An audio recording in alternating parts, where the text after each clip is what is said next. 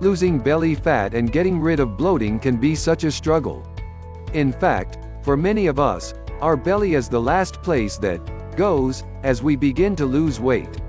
We could be losing inches from our thighs, arms and shed weight around our neck and face before we see the inches begin to shrink around our waistline.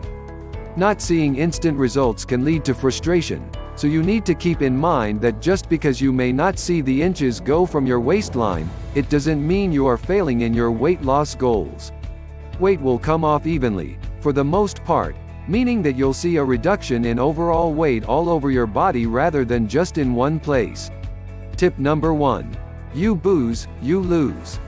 You may enjoy a few glasses of wine with dinner every night, not realizing that these sugary calories can stack up, throwing your system off balancing and knocking you off track in your weight loss journey.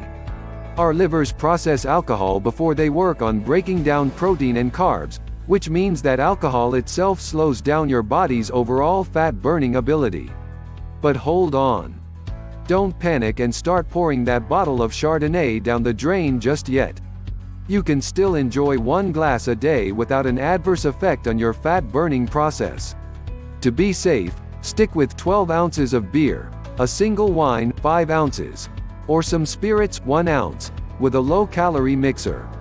Red wine also contains fewer carbs and sugar content than white wine, so enjoy that glass of Pinot Noir. Tip number 2. Muscles, metabolism, calories and cardio. The more muscle you have, the faster your metabolism will work. Muscle beats fat when it comes to overall metabolic activity. This also means that the more muscle you have, the more calories you can eat and burn all day. Tip number 3. Take a chill pill. Weight loss pills and other items are usually never as effective as a good diet and exercise regime.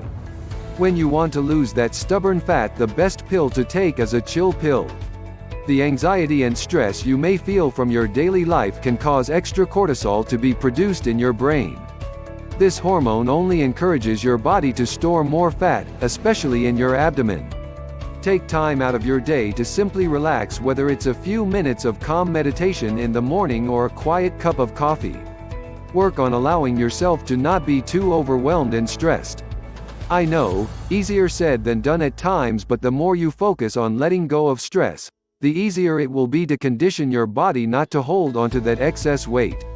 Tip number 4. Eat and drink more. You should be very careful about how many calories you cut when you are focusing on a calorie deficit. If you are uncertain about how much you should be eating, you can use a total daily energy expenditure calculator. Find online. A calculator can give you an idea, based on your height, age, weight and other factors, of the number of calories you need to eat to maintain your current body weight. When you have that number, you can decide how many calories you should cut per day.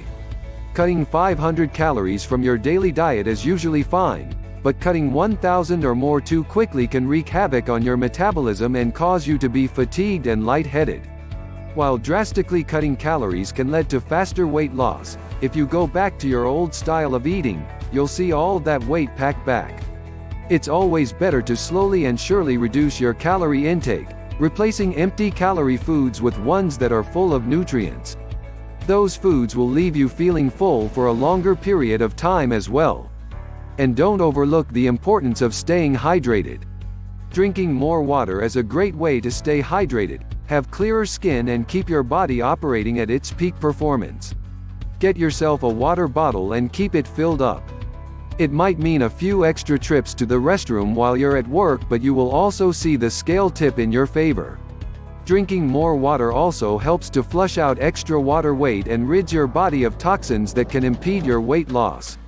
Tip number 5. Green tea time. Plenty of studies have shown that the antioxidant epigallocatechin gallate, EGCG, found in green tea helps to boost your metabolism and also targets belly fat. Make a few cups during the week or swap your morning coffee for tea. Tip number 6. Workout-wise, a big mistake that newbies make in the gym involves constantly working out their abdominal muscles to get the abs they want. Have you heard the term, abs are made in the kitchen? It's true. Your sit-ups, V-sits, hanging leg raises, crunch and tucks won't do much if you still have a lot of fat to lose. consider abdominal training as a sculpting move once you've rid yourself of most of your belly fat. Also, focus on your whole body with compound moves and weightlifting workouts that use bigger muscle groups. A-flat workouts shouldn't take up most your gym session. Tip number 7. Be aware of sugar and label sugar as in practically everything that we eat. It's usually tucked into processed foods like yogurt, salad dressing, reduced fat ice cream and other treats and snacks. The average American consumes about 20 teaspoons of sugar during their day, usually unaware, as the sugar is packed inside their processed meals. This can add hundreds of empty calories to your diet without you even realizing it. Sugar intake causes your insulin production to spike, which can then slow down your metabolic rate and make it hard to burn more calories. A good way to avoid excess sugar is by not buying as much processed foods. Try making your meals from whole foods instead. Another way to be sure you are eating right, less sugar and hitting your calorie goals, is to pay attention to labels.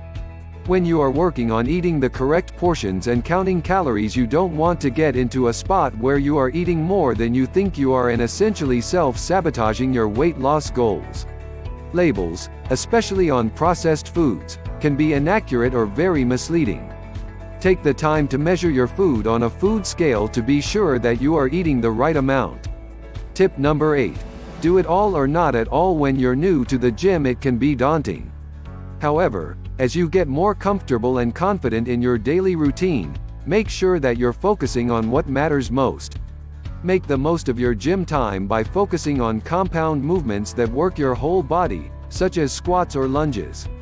If you spend too much time working on isolated muscles, you won't be burning as many calories as you would if you focus on a complete body workout. Tip number 9. Plan your meals. When it comes to cutting down inflammation and bloating, you need to think ahead of what you eat. If you know that certain foods might cause you to bloat, skip them. If you are planning a weekend away and want to look your best, stick with proteins and things like leafy greens.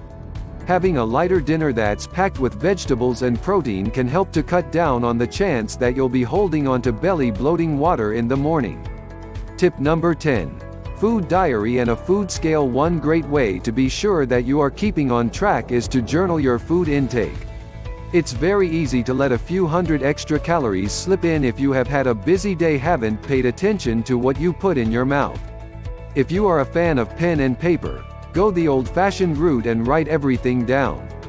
Tracking your calories during the day can be an eye-opener for those of us who aren't being as regimented as we thought we were. In addition, being diligent about tracking your calorie intake will also help you identify just how much carb creeping can happen when you sample this, take a bite out of that, etc. Careful food planning and calorie and carb tracking can also be the push you need to lose that last 10 pounds even though you thought you were doing all that you could. When it comes to losing weight, and getting those toned abs you have always wanted, a food scale can be your best friend. It's a great way to accurately measure your food before you eat it and be sure that you are staying on track.